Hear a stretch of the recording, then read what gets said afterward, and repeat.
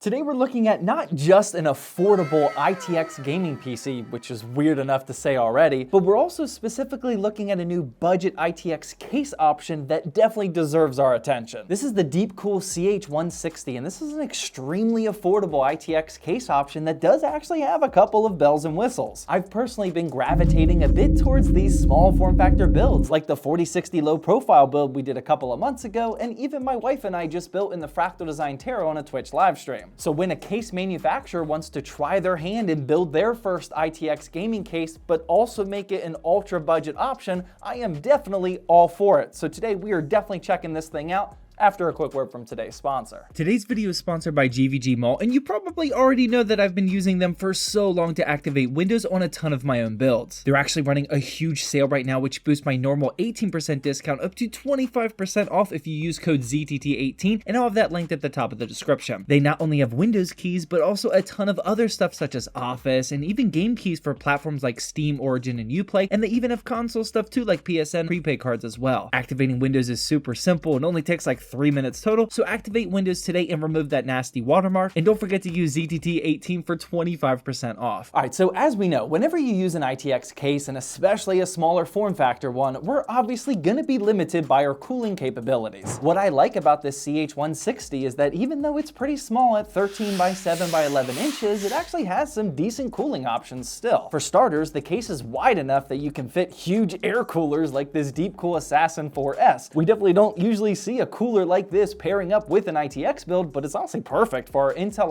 i5-12600K. Don't worry, we'll go over all the temperatures here soon. The case supports up to 172 millimeters of CPU cooler height, and there's even a ton of GPU room in here as well. You can fit 3 fan GPUs at 305 millimeters or less in here, so obviously it had no problems holding the little used RTX 3070 that I picked up for this build. And one of the ways that Deepcool was able to keep the cost down for this case is that this is just a traditional horizontally mounted graphics card going directly into the PCIe slot. They didn't have to waste money on a fancy PCIe riser cable wrapping around the spine of a smaller case. Now, yes, I do understand the riser cables allow for smaller cases, again, referring back to that Fractal Design Tarot build that I just did, but as long as you aren't searching out for the absolute smallest case on the market, then this is a healthy balance in my opinion. What's also great about the cooling is that other than the tempered glass side panel, every other panel is mesh with a ton of breathability, so this is kind of close to an open airframe setup. The case comes with 3 dust covers too, which is great for this price range, and one other little touch is that Deepcool supplies these little rubber grommet things in all sorts of different colors, so you can actually design the case up however you want. I definitely don't think that something like this is the reason to buy this case, but actually now that I say that out loud, I'm gonna backtrack that because we all know some people would absolutely love this. As a dad of a 4 and a 2-year-old, I'm anxiously gearing up to start PC building with them, and yeah, both of them would absolutely love a case where you can build all sorts of different designs on it. Another design I really like about this is the handle. Now, I'm definitely not a LAN party gamer like Nerd on a Budget is, but for those type of people, I mean, this is the ultimate portability. It's not just a small case, but it's legitimately portable as well. And the handle's actually detachable too, if that's not your thing. Now, as far as fan cooling goes, there's a good amount of compatibility, but it all depends on what you put inside the case and how you configure it, much like every other smaller form factor build. For the power supply, you can actually mount both an SFX and ATX unit in here, and you can also mount it either up at the very front or towards the back up against the side panel like we did. If you do the latter, then you'll have room to install a 120 millimeter as an intake fan up at the front, and there's also room for 2 120s up at the top. We obviously don't have room for a 120 over top our massive CPU cooler, but if you used a more sensible cooler, then you definitely could do that. Same thing with the rear fan, honestly, because there's indeed room for a 120 in the back here as well, but again, because of our beefy CPU cooler, I didn't think it was really worth the hassle. Our rear CPU cooler fan is essentially the exhaust fan for the build, as it's really close to the back panel anyway. I don't think a second fan butted right up against it would have made much of a difference. Now, the one cooling compatibility issue I think this case has is that you probably don't want to put a well-known hot graphics card in here. Call me super hot boy, 100 degrees, leather jacket. Because there's not a lot of additional GPU cooling options. Because of that traditional horizontal GPU mounting that we just mentioned, the only fresh air that the GPU can really get is from intaking using its own fans here at the bottom. Now, there is definitely some much appreciated tall feet here, so there's plenty of room for decent intake, but there's no room to mount additional fans underneath the GPU here for an intake boost, so the graphics card is kind of on its own in terms of cooling. We probably could have done a better job of helping the GPU temperatures with more exhaust fans if we didn't have that bigger CPU cooler, but again, these options are available to you depending on what you put inside the case and how you configure it. With the current fan config of our one intake up at the front and one exhaust up at the top, we actually still got pretty good temperatures. After a 10-minute stress test using Cinebench, our CPU only peaked up to 66 degrees while the GPU only got up to 81. And remember, if your GPU peaks at 81 degrees during a stress test, that usually means you're going to be gaming even lower than that in like the 70s. That's great for this tiny build. Before we had it in this config though, we did have that SFX power supply mounted where the intake fan is just because it is an option, and with that setup, which we don't have footage for, we couldn't install either of these two fans. With that config, the GPU did peak up to 85 degrees, which still isn't bad, but the way we have it now is definitely the ideal layout. So yeah, either way, the case's cooling is certainly good enough, especially just for gamers, and I love the extra flexibility we get with this sort of bigger but still small form factor layout. I really appreciate the CPU cooler height and GPU length flexibility, as well as the ATX and SFX power supply support. And by the way, this is the FSP Dagger Pro 850 watt. Shout out to FSP on the hookup for this, but yeah, it's a PCIe 5.0 capable and ATX 3.0 certified unit, so this is a great option for any of these ITX builds. It's fully modular, which is great for clearing up space when you don't have any extra. It's 80 plus gold certified, and it's rated tier B on the PSU tier list, so you can pair it with much more expensive hardware than what I'm using today. And speaking of which, we've talked about the 12600K and the used RTX 3070, but let's quickly mention what else is inside this build before we benchmark this thing. We'll start with the tiny little motherboard, and this is the Gigabyte Z690i Aorus Ultra Lite, and I actually bought this probably 2 years ago on a great Newegg ZTT deal, but I just haven't found the use for it until now. One of the problems or situations with this motherboard is that it's definitely on the higher end of things and it's expensive, but it's DDR4. Pairing an expensive motherboard with DDR4 RAM just hasn't made sense for the last couple of years because expensive builds should have DDR5, but I think it works perfectly fine for this sort of spare parts build like we have today. And speaking of spare parts, the RAM that's plugged in is just another YOLO black 2x8GB kit that's clocked at 3200 megahertz. This was also on a killer Newegg combo sale, and the price came out to be about 20 bucks. And if you don't already know, these crazy deals that I keep talking about are all coming from ZTT Deals in our ZTT Discord server. We post only the best PC hardware deals almost every single day, and that link to the Discord is always down in the description. Moving on, we have the SSD, and this is just a Team Group MP44L 1TB. Nothing too special, but it's usually one of the cheaper, moderate NVMe rated drives on the SSD tier list. And yeah, that's about everything. Here's the full parts list of everything inside, and the total for this build is about $1,000 or so. But again, this is definitely not a build guide style of video. It was more of a spare parts build, and I really just wanted to feature the CH160 case, and I also finally was able to get rid of that Gigabyte Z690 ITX motherboard. And speaking of the case though, yeah, I haven't mentioned this yet, but the MSRP is only $70. The main reason why I wanted to check this out is because of this price point, because there just isn't a lot of smaller ITX case options even below $100 these days, much less ones that have this kind of cooling flexibility. This case honestly inspires me to put together another ultra budget ITX build, which we didn't really accomplish with today's build as it's still about $1,000, but maybe one day I'll use it again for maybe like a $400 or $500 ITX build guide. But we still have this build here, so let's jump into the benchmarks now real quickly, and starting with 3D Mark's time spy per usual, here the ITX 12600K and 3070 build cranked out a score of 12,860. Actually pretty impressive for a spare parts build. Next up, we fired up Helldivers 2, and with 1080p in high settings, we got just shy of an average FPS of 100, and this was running buttery smooth while spreading some democracy. After that was Call of Duty Modern Warfare 3, which ran even better because in 1080p Ultra, we got 137 FPS. And here's Starfield at 1080p high without any help from any upscaling, and we still got 71 FPS, which is really nice. Here's the rest of the games that we tested, and I know this isn't groundbreaking news or anything, but clearly the 12600K and RTX 3070 combo can handle 1080p high and ultra gaming without a problem. It's been comfortably doing that for the last couple of years. But yeah, if you are into these ITX / smaller form factor gaming PCs, then be sure to leave a comment down below about which case I should check out next. And if you haven't seen my previous small form factor build guide, then be sure to click the video that's on the screen now.